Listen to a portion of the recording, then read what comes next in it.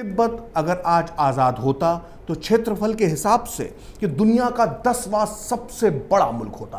अब सवाल उठता है कि क्या इतने बड़े देश को चीन ने सिर्फ एक रात में हड़प लिया होगा। दरअसल ये एक बहुत बड़ी साजिश थी। चीन ने एक पूरी प्लानिंग के साथ तिब्बत को हड़पा और हमारा सबसे बड़ा पड़ोसी बनकर बैठ गया।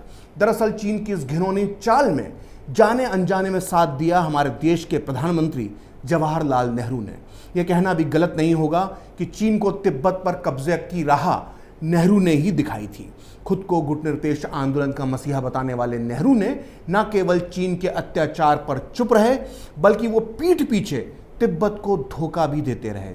नेहरू के भक्तों, चमचों और गुलामों को ये बुरा लग सकता है, लेकिन अगर दुनिया के नक्शे से तिब्बत गायब हो गया तो इसके लिए चीन के साथ साथ नेहरू भी उतने ही जिम्मेदार हैं। नेहरू की इस गलती की सजा न केवल तिब्बत ने भुगती बल्कि आज तक भारत की सरहदें भी इसी भूल की वजह से लहूलुहान हो रही हैं।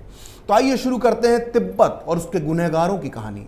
ये बहुत कम लोग जानते हैं कि जब भारत आज़ाद हुआ था तो उसके काफ़ी पहले से तिब्बत एक आज़ाद मुल्क के तौर पर पहचान बना चुका था। यहाँ तक कि 1947 में नेहरू ने जब दिल्ली में एशियाई देशों का सम्मेलन करवाया था तो उसमें तिब्बत एक अलग मुल्क की हैसियत से इसमें शामिल हुआ था।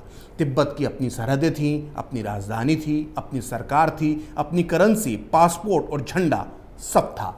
लेकिन तिब्बत की किस्मत बदल गई 1 अक्टूबर 1949 को, जब चीन पर माओ की कम्युनिस्ट पार्टी की हुकूमत हो गई।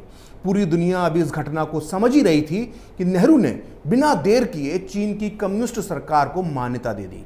भारत ऐसा करने वाला दुनिया का पहला गैर कम्युनिस्ट देश था। माओ की लाल सेना ने जिस चांग काई शेक की राष्ट्रवादी सरकार का तख्ता पलट किया था, वो चांग काई शेक भारत की आज़ादी के आंदोलन के बहुत बड़े समर्थक थे। लेकिन कितने शर्म की बात है कि नेहरू ने भारत के दोस्त चांग काई शेक का साथ देने के बदले खूनी कम्युनिस्ट तानाशाह माओ का साथ देना पसंद किया, सिर्फ इसलिए क्योंकि नेहरू भी अंदर से कॉमरेड ही थे। दरअसल नेहरू बहुत दिनों से इस इंतजार में बैठे हुए थे कि कब चीन पर कम्युनिस्टों का कब्जा हो और वो उनकी तरफ दोस्ती का हाथ बढ़ाएं। ये बात मैं ऐसे ही नहीं कह रहा, इसका इशारा खुद नेहरू ने विदेश सचिव को लिखे पत्र में कर दिया था। 5 दिसंबर 1948 यानी चीन में माओ की सरकार बनने के करीब 10 महीने पहले नेहरू ने लिखा कि भविष्य में चीन के कम्युनिस्ट हमारे लिए मैत्रीपूर्ण रहेंगे। मेडिकल मिशन भेजने की वजह से चीन के कम्युनिस्ट नेता मेरा काफ़ी सम्मान करते हैं। मैं माओ त्से-तुंग को पहले भी कई बार पत्र लिख चुका हूं और हमें इससे भी मदद मिलेगी। तो देखा आपने कॉमरेड नेहरू को कितना भरोसा था अपने चीनी कॉमरेड दोस्तों पर। इस पत्र को पढ़कर ऐसा भी लगता है कि नेहरू अपने खुद के फेवरेट नेता थे, यानी उन्हें खुद अपनी तारीफ करना और सुनना बेहद पसंद था। ऐसे ही नेहरू की तारीफ करने वाले चमचों में से एक थे के.एम. पणनिकर, जो चीन में भारत के पहले राजदूत थे।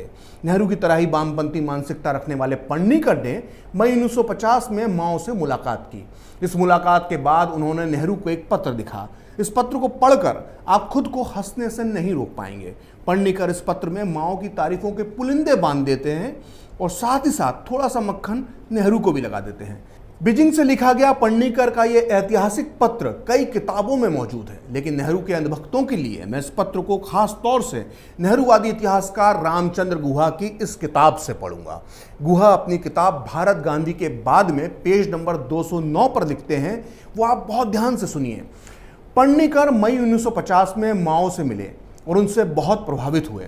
उन्होंने नेहरू को पत्र में लिखा कि माओ के चेहरे से दोस्ताना व्यवहार और उनकी आंखों से करुणा झलक रही थी। उनकी भाषा से कोई भी क्रूरता नहीं झलक रही थी। मुझे वो सपने देखने वाले दार्शनिक मिजाज के व्यक्ति लगे। माओ ने अपने जीवन में बहुत सारी यातनाएं झेली थी, फिर भी उनके चेहरे से किसी भी तरह की कटुता, क्रूरता या दुख का भाव नहीं झलकता।